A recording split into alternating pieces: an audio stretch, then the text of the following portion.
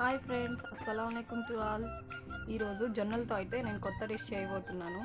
ఇది చిన్నపిల్లలకి అయితే ఫేవరెట్ అయిపోతుంది. ఒక్కసారి చేసి పెట్టి చూడండి మీరు. నేను జొన్నల్ని కోసుకొచ్చాను, పచ్చి జొన్నలు. మీరు ఎండు జొన్నలతో కూడా నానబెట్టుకొని ఇలా చేసుకోవచ్చు. క్లీన్ చేసుకొని నేను మిక్సీ జార్లో వేసుకొని దాని పాలు అయితే తీసుకుంటున్నాను.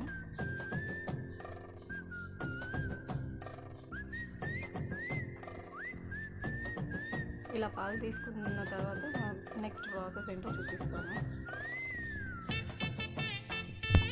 ఇది పాల మీగడండి. మీకు ఇది ఆప్షనల్, మీరు వేసుకోవాలంటే వేసుకోవచ్చు, లేదంటే పాలు కూడా యాడ్ చేసుకోవచ్చు. ఒక ప్యాన్లో నెయ్యి వేడి చేసుకొని ఇందాక తీసుకున్న జొన్న పాలను అయితే యాడ్ చేసుకోవాలి.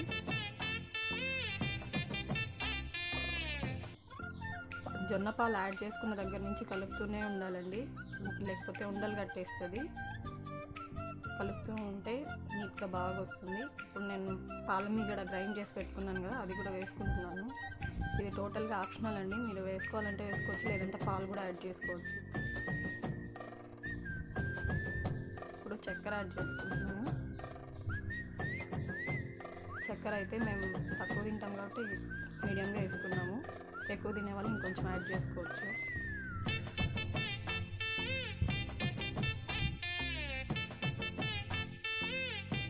ఇది కొంచెం ప్రాసెస్ అండి, కలుపుతూనే ఉండాలి. ఆపితే మాత్రం ఉండలు కట్టేస్తుంది.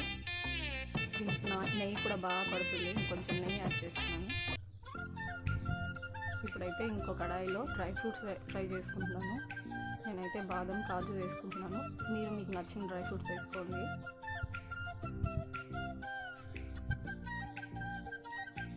అంతే అండి, ఈ డిష్ రెడీ అయిపోయింది.